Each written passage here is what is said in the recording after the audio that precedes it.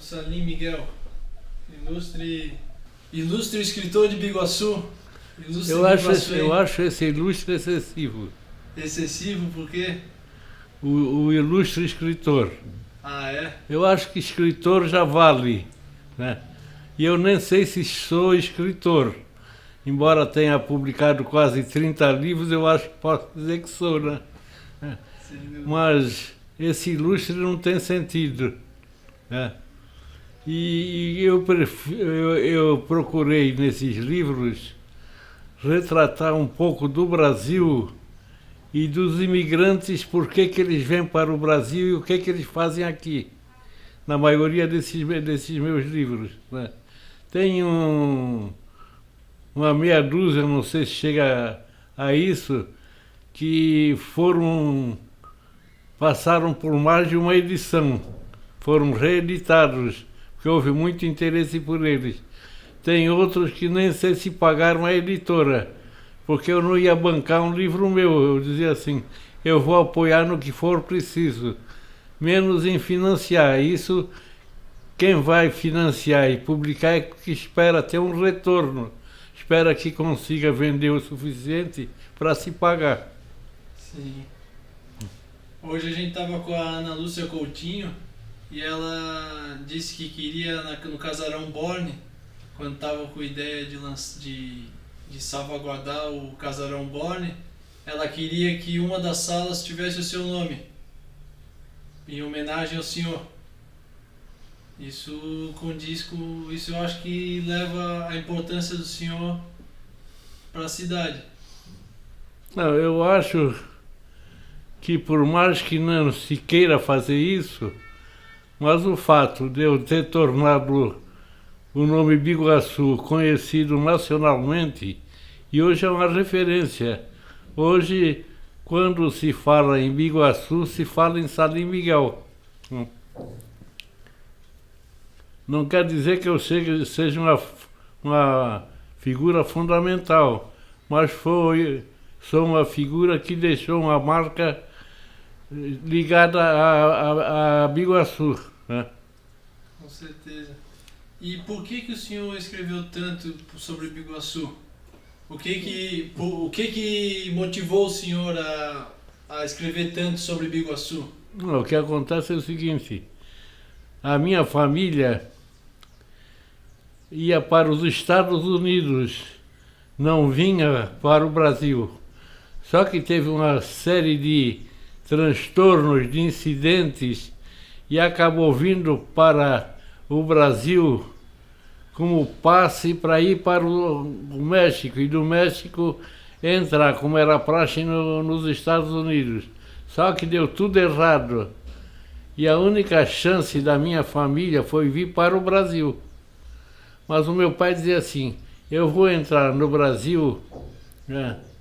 Vou entrar no Brasil como prisão, e logo que tiver condições vou retomar o plano original, que é ir para os Estados Unidos.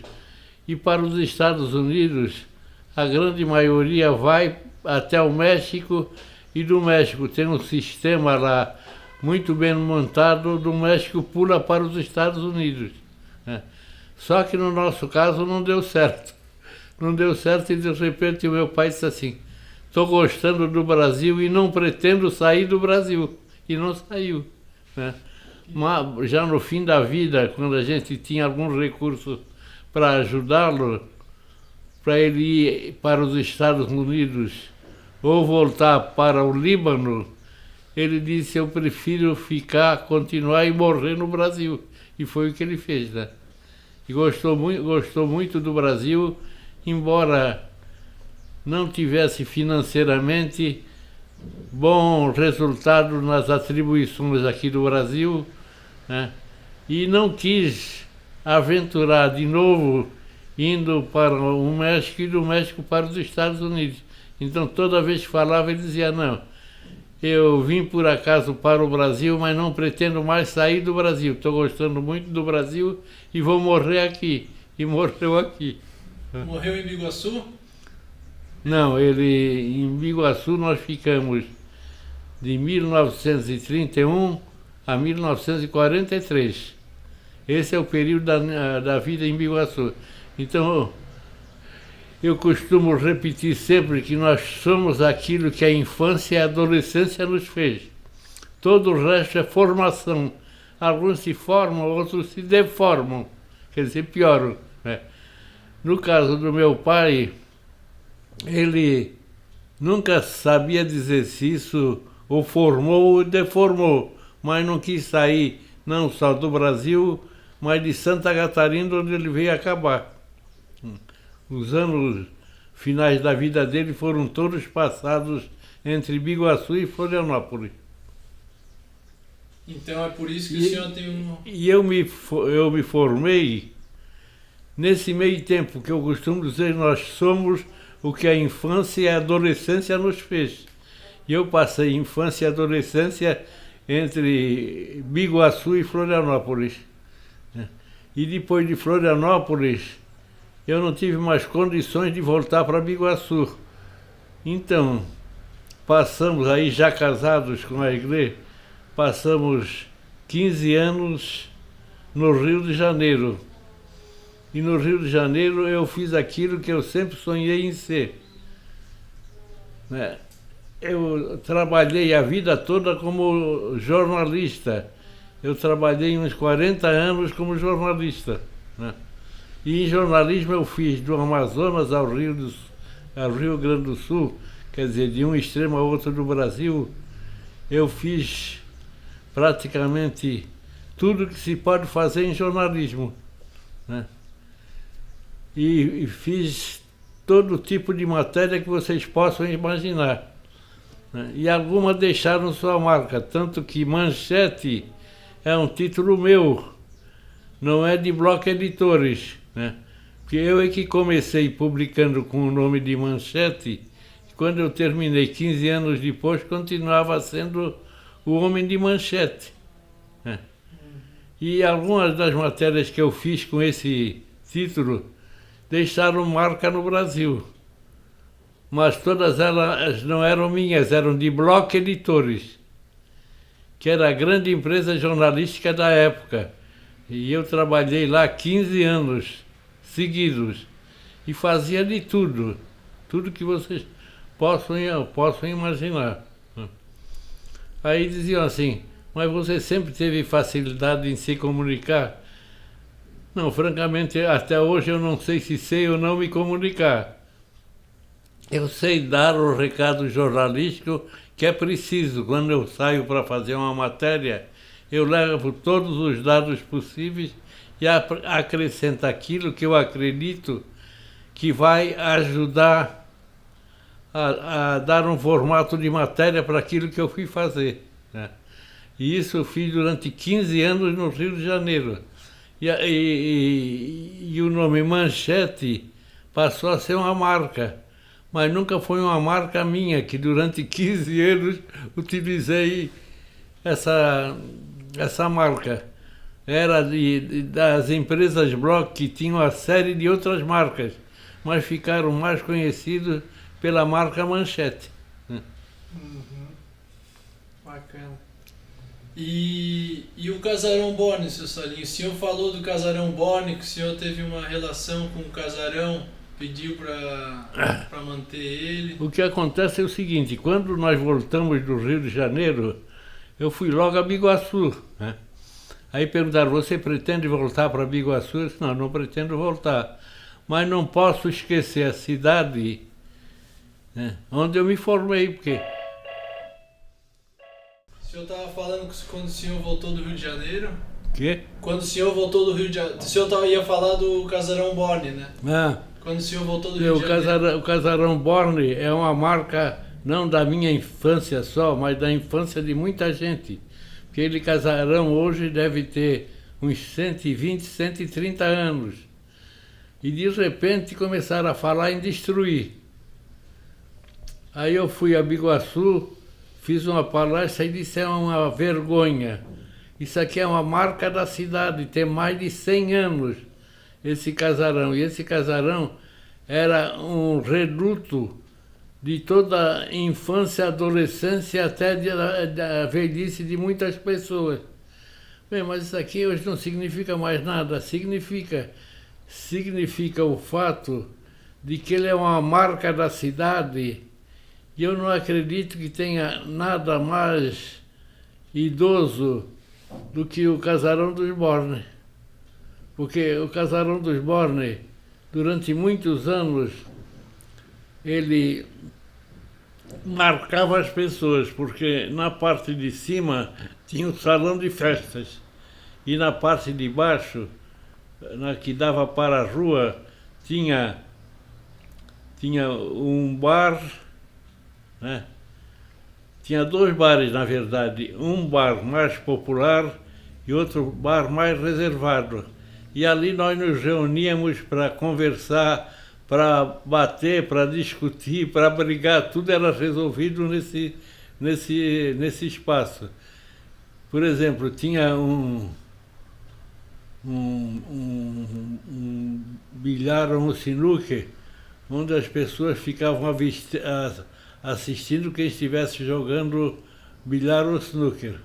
E aquilo muitas vezes resultava em discussão, outras vezes em briga, mas era sempre muito respeitado. E eu me lembro de ter assistido a algumas brigas que marcaram a cidade. Tanto que eu tenho um conto que saiu, vou mostrar depois para vocês, que saiu há pouco na Alemanha, a Antologia do Conto Brasileiro. E na parte final do livro tem conto de 3 jovens. Era Dalton Trevisan, que se tornou um nome internacional. O segundo não sei quem era, e o outro era eu. Era um dos 3 mais jovens que apareciam nessa antologia. Só que essa antologia foi publicada em 1972, se eu não me engano, e eu não consegui um exemplar. Primeiro que eu não cedi os direitos para a publicação, mas eles incluíram. Segundo, quando fiquei sabendo, saí caçando um exemplar e nunca consegui. O livro saiu em 1972 e eu só fui conseguir um exemplar dessa edição esgotada fim do ano passado. Eu estava em Brasília, tinha ido visitar. Dos 5 filhos, 3 moram em Brasília. Eu fui visitar os 3 e de repente a minha filha eu não estava na casa dela, eu estava na casa de um filho, do meu filho mais velho. E um dia ela aparece lá e diz, olha o que chegou para ti da Alemanha. Eu pensei, o que chegou da Alemanha? Não sei, é um envelope para ti, eu não ia abrir. Eu falei, então vamos abrir juntos. Abrimos e a tal antologia de contos, publicada em 1972, e eu só fui tomar conhecimento dela em 2012. Só aí é que eu fui ver porque que o pessoal me gozava brincando. É que tinha um conto meu nessa antologia. Eu não sei como é que a editora conseguiu, ela nunca me pagou direitos autorais, mas o conto que ela publica, que no Brasil teve várias antologias, participou de várias antologias, se chama Rinha. É um conto sobre briga de galo, que hoje praticamente não existe, mas naqueles anos, 70 e pouco, 80, era muito comum a pessoa publicar um conto sobre briga de galo, ou o conto era todo ele centrado numa briga de galo, como é esse meu. Aí eu disse, bem, como é que isso apareceu agora, de 1972 para 2012? Aí todos me diziam, não sei. Eu dizia, e esse exemplar? Não, esse exemplar veio para ti. Eu pensei, puxa, de 1972 eu recebo em 2012. Mas o importante é que eu recebo, né? Eu vejo que tá mesmo no livro, que tem os nomes mais expressivos do conto brasileiro. Essa antologia essa antologia alemã. Com certeza. Mas era o início de uma carreira. Não. Mas voltando ao Casarão Borne, seu Salim, Mais alto. quando o senhor voltou do Rio de Janeiro e viu o Casarão Borne lá, o que foi que o senhor fez? O que... Nós ficamos exatos 15 anos no Rio de Janeiro. E eu considero esses anos muito importantes para todos nós, para a família, não só para mim, né? E eu firmei a minha intenção de me tornar escritor por esses 15 anos do Rio de Janeiro, porque aí eu já publiquei 2 ou 3 romances, publiquei contos, publiquei crônicas, publiquei depoimentos, tudo isso está nesse período do Rio de Janeiro, então não posso me queixar. Agora, financeiramente, nós não voltamos melhores nem piores do que o período do Rio de Janeiro. Porque o que a gente fez, e nesse caso a Eglê trabalhou muito mais do que eu, ou deixava um retornozinho, ou dava para a gente sobreviver, não mais do que isso. Mas valeu como experiência de vida, né, Eglê? Por que ele se interessou pelo Casarão Borne? Insiste, senão... Mas, seu Salim, mas por que o senhor se interessou pelo casarão? O que o senhor fez quando viu o Casarão Borne abandonado? Fez o quê? O Casarão Borne. Casarão Borne, eu cheguei um dia em Biguaçu e estavam se preparando para começar a destruir. Aí eu fui falar com o prefeito. O prefeito disse, não, isso aqui tem mais de 100 anos, não tem mais sentido. Eu pensei, tem muito sentido, porque ele é a marca de Biguaçu. E se for derrubado esse prédio, Biguaçu perde a principal parte da sua fisionomia. Aí ele disse, não, mas nós vamos lutar por isso. Eu pensei, bem, então não vamos todos, porque eu vou ser contra essa derrubada. Aí fiz uma carta para o prefeito, depois fiz 2 artigos para jornais de Florianópolis, dizendo que aquilo era uma vergonha tentar derrubar. Depois fui para uma palestra que ia haver. Eu não ia participar, mas no meio da coisa me chamaram para participar da palestra. Eu pensei, não, eu acho isso um desagravo para quem foi convidado para fazer a palestra. Em todo caso, o que eu posso dizer é que eu sou contra a derrubada do casarão. Por quê? Porque ele marca e caracteriza Biguaçu. E é um casarão que tem uns 120 anos. Então, se ele for derrubado com as características que ele tem,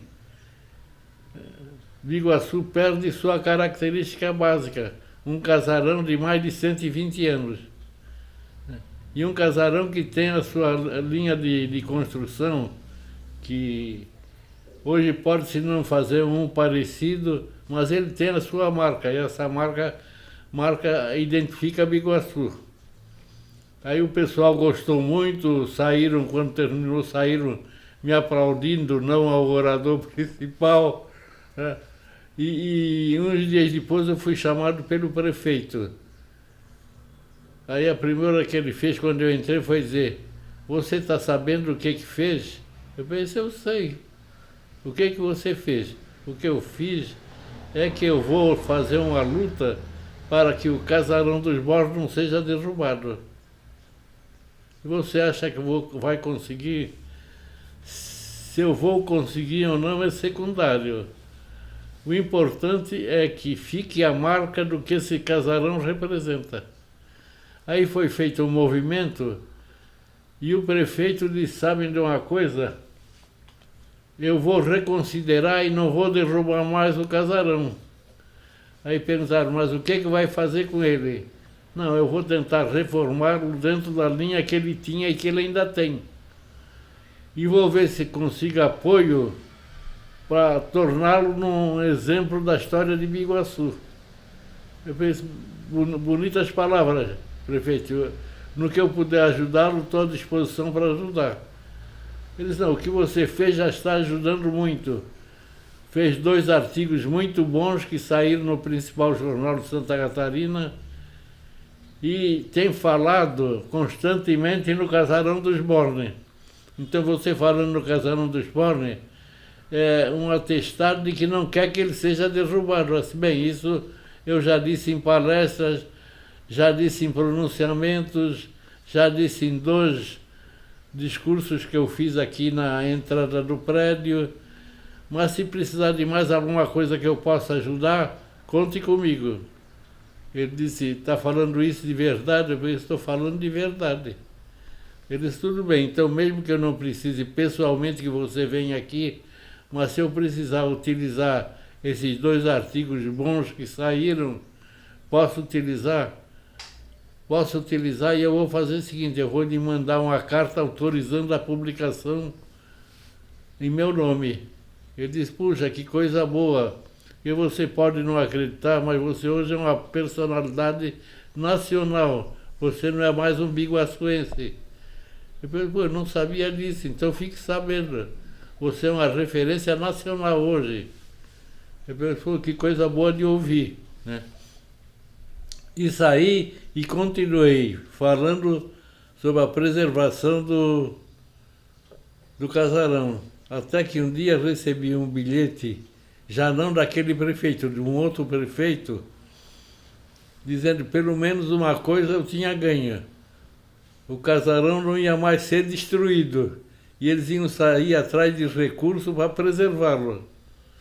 Isso levou uns 2 anos até que conseguiram o recurso. E quando o casarão foi inaugurado, eu não estava em Santa Catarina, não pude ir. Mas depois que eu voltei, foi marcado um dia para eu ir lá, que eles iam fazer uma outra inauguração com a minha presença, achando que eu tinha sido importante. Aí fomos à igreja, quem é que foi mais à igreja? O Said, Giovanni. Um outro irmão meu, fomos lá para assistir a essa solenidade. E agora, quando eu tenho tempo, eu dou uma chegada a Biguaçu e os 2 primeiros lugares que eu vou é ao Casarão e ao grupo escolar onde eu fui alfabetizado. Os 2 primeiros lugares que eu vou. O Casarão, eles não mexeram no projeto dele. Agora o Casarão, é claro que não, né? Eles não iam manter um casarão que serviu para eu ser alfabetizado em 1931, quando eu comecei a ser alfabetizado. Mas a última vez que eu estive nos 2 lugares, no casarão, quem estava administrando o casarão era uma neta de um parente meu chamado Salinho Gordo. Não sei se alguém falou nesse cara para vocês. Não.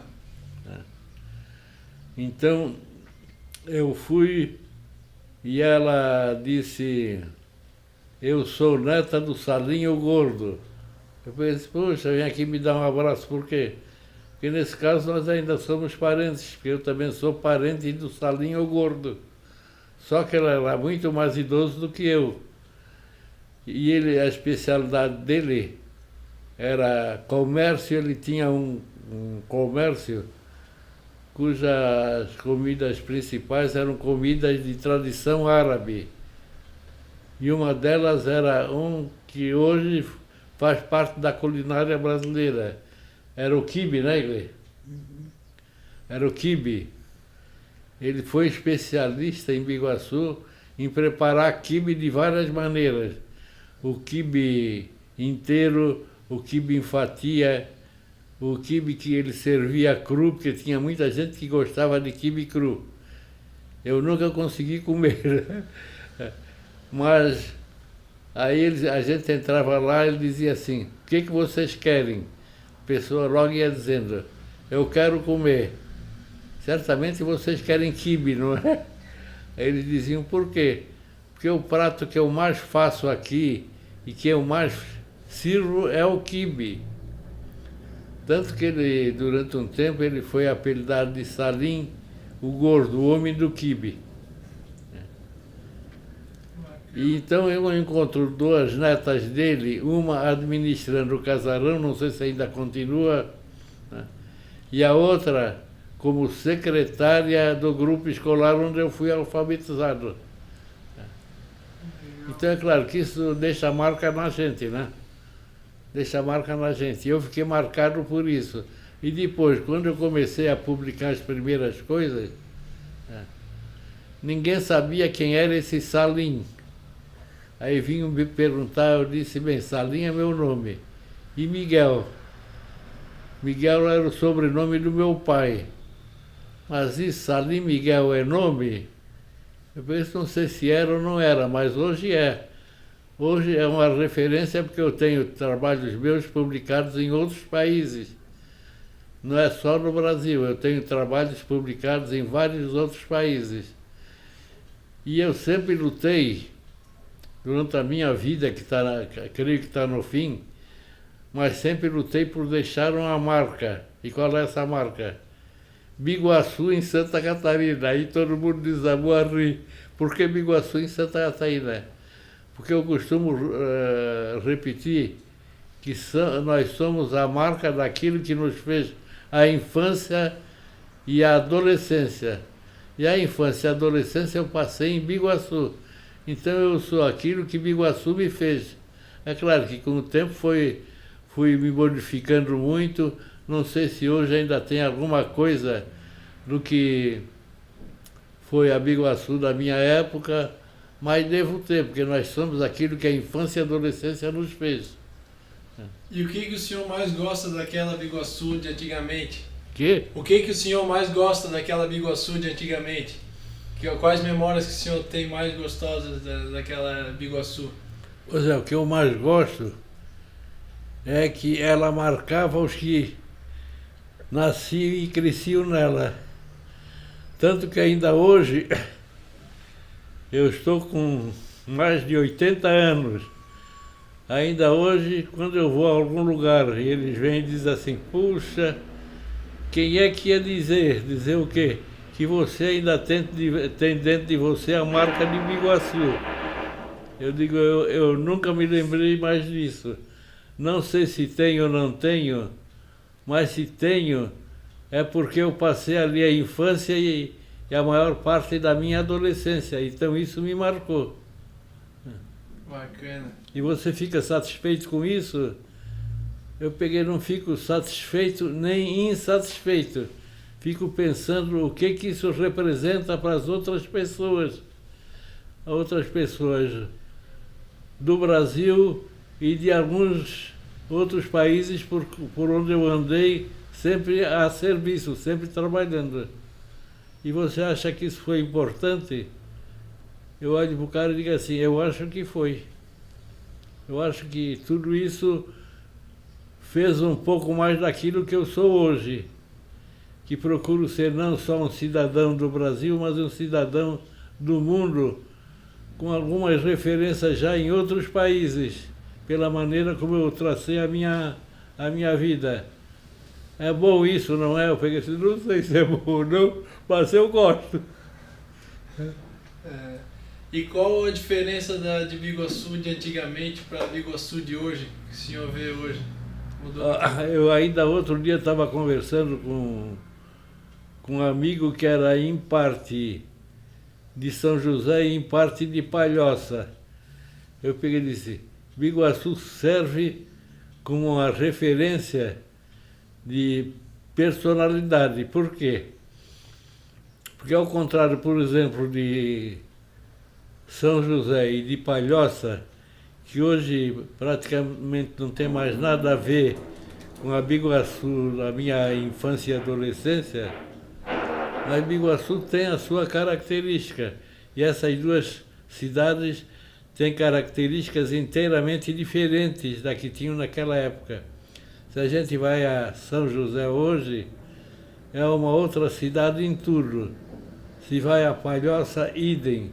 E Palhoça a gente ia muito mais, porque ele tinha um tio e o avô morando na Palhoça. E a gente ia muito lá. esse tio tinha um casarão no miolinho da Palhoça e o avô dela tinha uma fazenda num canto da Palhoça. Só que o avô dela, os últimos quase 3 anos de vida, ele não estava mais no casarão, ele foi morar com a gente. Então ele terminou a vida dele morando com o Salim e Eglê, que já tinham casado. Por isso, então, a gente não consegue esquecer a Palhoça, né, Eglê? E será que com o crescimento de Biguaçu, quando crescer, não vai perder a identidade? Ou será que vai manter a identidade? Eu acho que uma parte da identidade ela vai manter. Porque, vê só, isso que eu estou relatando é dos anos 30 e começo de 40 do século passado. E hoje, praticamente não tem nada a ver mais com a Biguaçu dos anos em que eu morei lá.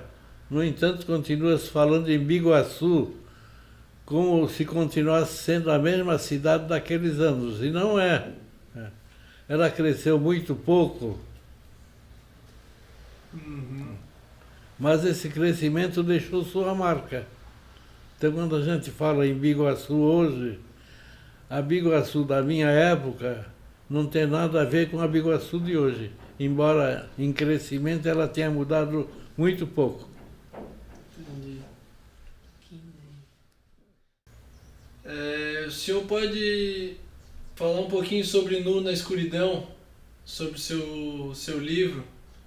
Por que o senhor escreveu ele e o que ele era? Nu na Escuridão é uma obra de ficção, mas dentro dessa obra de ficção tem uma parte substancial que poderia ser considerado um depoimento meu sobre Biguaçu. Agora, não é um depoimento real, é um depoimento ficcional. Só que quando eu comecei o romance, ele seria puramente ficção. De repente eu percebi que não poderia ser aquilo, que dentro dele estava uma parte de memória muito forte, Biguaçu. Aí terminei o romance e a primeira editora para quem eu mandei, a Record do Rio de Janeiro, imediatamente me mandou o contrato aceitando publicar.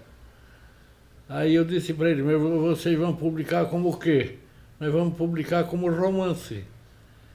Mas vocês acham que é um romance? Aí a pessoa que era o meu contato, porque eles já haviam publicado 3 ou 4 livros meus. A Record publicou 6 livros meus. Mas o que valeu mesmo foi esse. Esse foi publicado na França e agora acaba de sair a edição publicada em árabe, no Líbano. Então, e sempre muito bem aceito pelo leitor, pela crítica, por todo mundo que chegava até o livro. Então me pergunto por quê. Eu digo porque dentro da ficção existe uma parte grande de autenticidade de vida, vivencial. E aquele cara que está dentro do livro pode não parecer, mas é numa parte grande sou eu. Só que eu não quis fazer um livro Salim Miguel, eu quis fazer uma obra de ficção. E todos os leitores de qualquer parte confiam nisso, tanto que a última edição que saiu foi no Líbano. E um primo meu que mora nos Estados Unidos, mas que passa boa parte da vida no Líbano, foi o primeiro, talvez, a ler, mas ou o primeiro que leu e tinha o meu endereço. Então me mandou um depoimento muito bonito, dizendo quando o livro o havia emocionado. Aí ele diz assim, não pelo fato de ser seu parente, mas pela força que o livro tem. Tanto que ele comprou o livro quando ele estava no Líbano, e o livro estava sendo lançado numa feira de livro. Aí ele passou lá, viu o livro, comprou um exemplar, e antes de voltar para os Estados Unidos, ele já tinha feito uma primeira leitura. Quando chegou nos Estados Unidos, ele tinha feito uma segunda leitura. E em cima dessas duas leituras, ele me fez mandou um depoimento muito bom, onde ele fala da força do livro. Tanto que, a não ser no Brasil, que não voltou a ser reeditado, não sei porquê, e como a edição da Record não é minha, eu não posso reeditar. Sabe? A edição foi da Global, a segunda edição que foi da Record. Que? A primeira edição foi da Global. E a segunda edição é que foi da Record. É a segunda edição da Record? É, Tem certeza, Igreja? plena. Pois é, a Igreja faz um acréscimo, dizendo que a primeira edição foi da Global. Foi da Global e quem conseguiu para mim foi o meu filho do Rio de Janeiro, o Antônio Carlos. Foi quem conseguiu a edição da Global. E que esgotou logo e a Global não quis reeditar.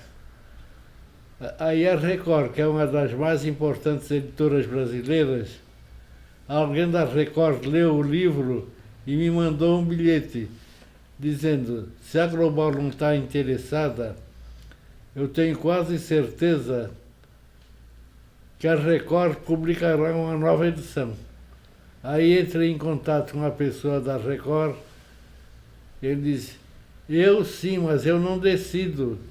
Você tem que falar com alguém da Record que decida. Fui à Record e tive sorte. A primeira pessoa que eu encontrei,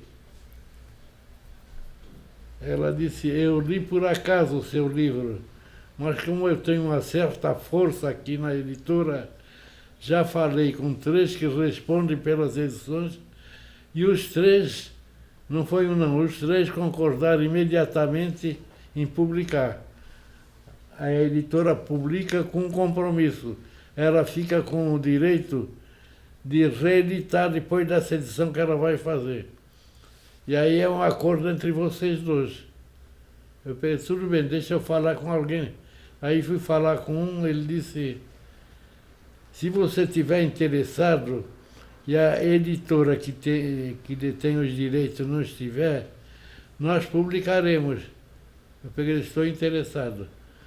Fomos lá, outra editora, o pessoal da editora disse: não, a vendagem foi muito boa, mas nós não vamos reeditar mais.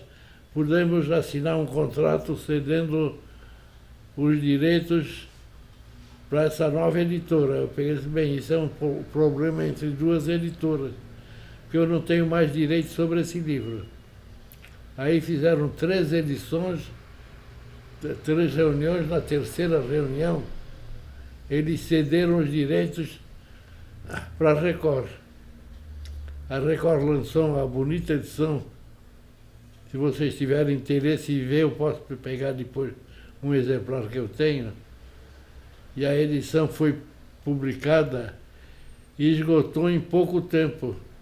Mas aí não sei o que teve na Record e eles recusaram continuar publicando. Então o livro está sendo procurado e está há uns 10 anos, Igreja. Não, E? não está há uns 10 anos sem ser reeditada, de jeito nenhum. Esgotado e não tem como ser publicado. E qual a importância que o senhor vê desse livro? Qual a importância desse livro que o senhor vê para a cidade de Biguaçu e para a juventude de Biguaçu? Eu vou dizer uma coisa. Para a cidade de Biguaçu, francamente, eu não posso saber que importância ele tem. Ele tem, como feita por um escritor que hoje é uma referência, porque hoje eu fico meio sem jeito, mas tenho que dizer que sou uma referência da literatura brasileira sobre problema de imigração. Então, sob esse aspecto, o livro é importante. E o que está dentro dele é o retrato, mas um retrato fiel do que é um livro na vida de uma pessoa. Porque eu não sei, se eu não tivesse publicado esse livro, se as referências dentro dele, a Biguaçu, e a maneira como eu fui construindo e montando o romance, se ele teria alguma importância, alguma referência. Mas pela maneira como ele foi sendo construído, quando ele saiu, ele já era uma referência. Em pouco tempo, a edição brasileira se esgotou.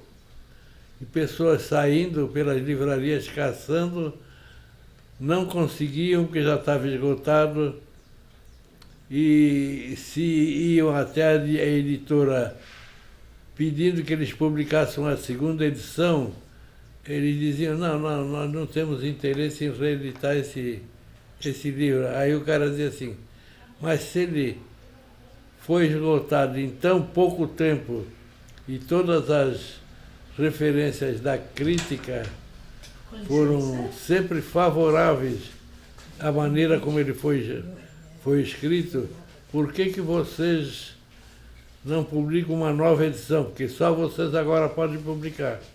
Aí o cara dizia assim, o destino do livro não é meu, eu sou um funcionário da editora.